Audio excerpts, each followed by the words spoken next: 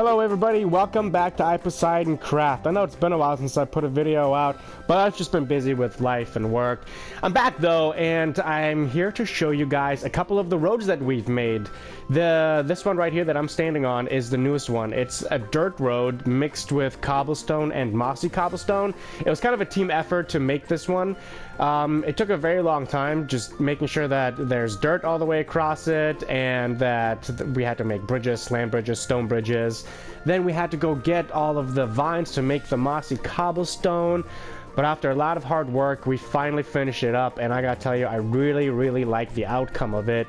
The idea was that it was supposed to be just this natural looking path that leads from our village to the spruce forest, and it's meant to be ridden on a horse. So there aren't any stairs, there aren't any slabs that help you get up. There's a lot of jumping, so these are really the only stairs you'll see on this entire path.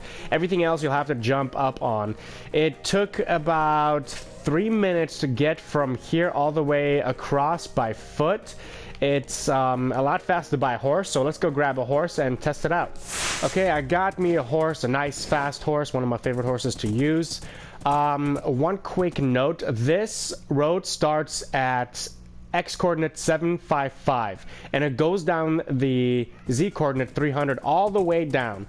So I think the spruce forest starts somewhere, I think it's 1,880. I think that's how far we've got to go. So this path is 1,000 block road, and we had to come across it and use a shovel to pad out the grass across it, put the cobblestone in, take the dirt out, put the mossy cobblestone and build these land bridges. We've got a couple of stone bridges as well that we're going to cross. It was a lot of hard work. I did get help from a couple of players that play on the world. Unum and Shug Thompson ended up helping me out. I just finished it today. I put in the rest of the mossy stone. I had to go back into our arbor farm and harvest vines with my shears on 3 different trips. I thought that 2.5 stacks would be enough to make. It wasn't. I needed like 3.5, 4 stacks of mossy cobblestone to finish this path. But as you can see, the path is built to take horses on.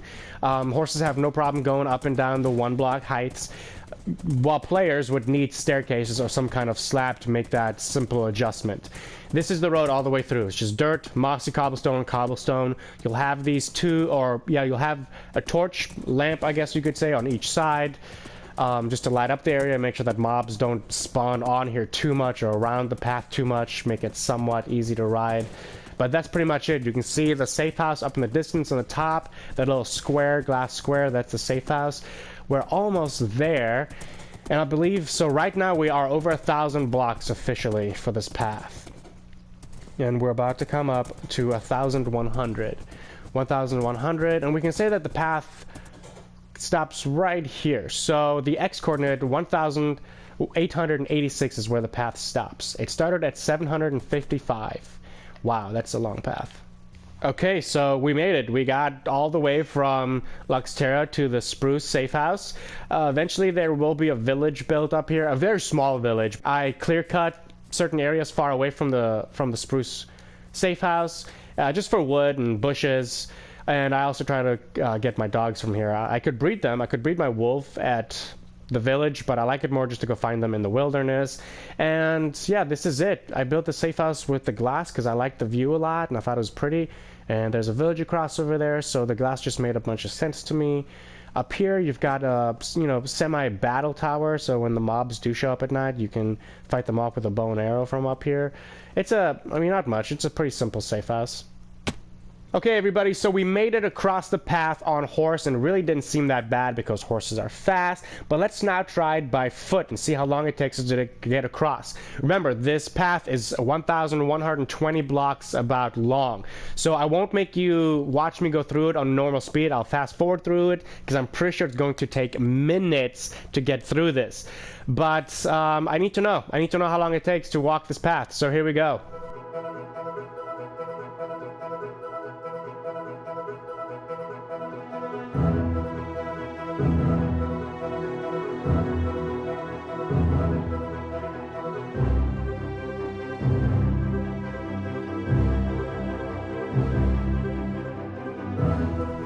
Wow, we are already at 3 minutes and 20 seconds.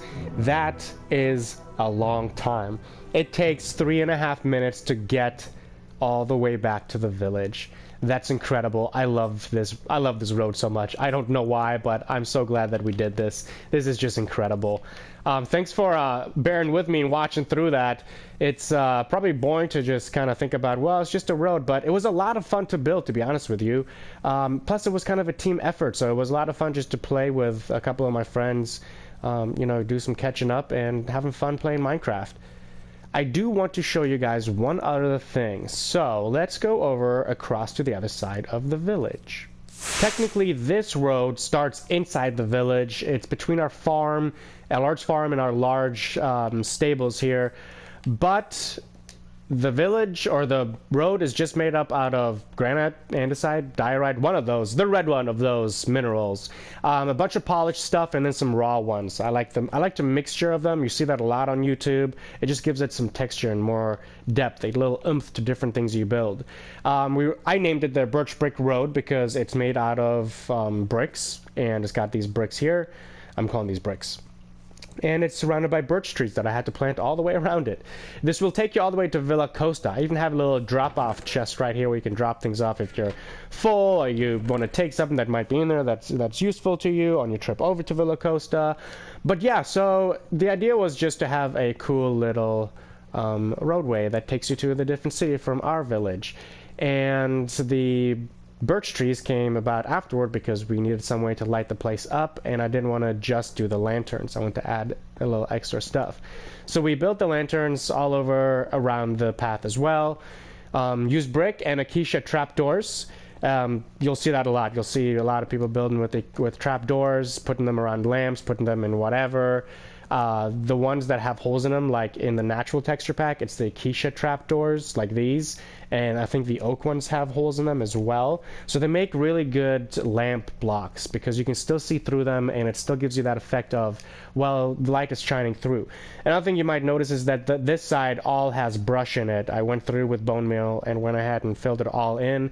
This side will get it eventually too. I just have to get more bone meal or more bones, make more bone meal, and then come in here and fill it all out. So this is the end of the road. This takes you to Villacosta.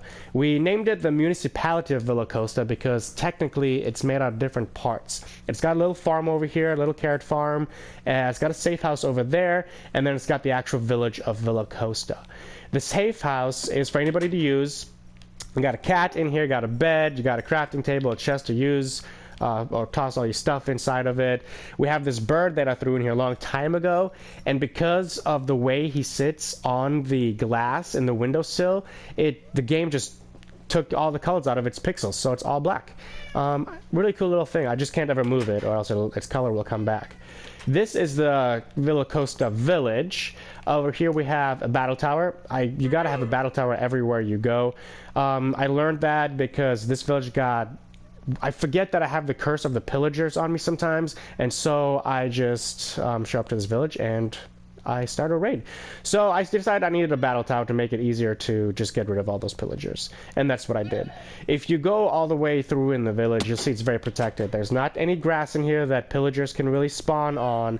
Most of it is carpeted, or it's got not brick, it's got stone or wood floors. There's somebody staying there I can't get through. Oh, he wants to trade with me. This village has a lot of different villagers as well. A lot of different occupations because a lot of different occupation blocks. We have Fletchers, we have clerics, we have librarians, cartographer, everything you can think of that, well, not every single villager, but the important ones. I also have a farmer over here. He hangs out in this area for the most part. He does a lot of farming. They're going to sleep. It looks like it's nighttime, so it's probably time for some Z's, catching some Z's for the villagers. The V's catching Z's.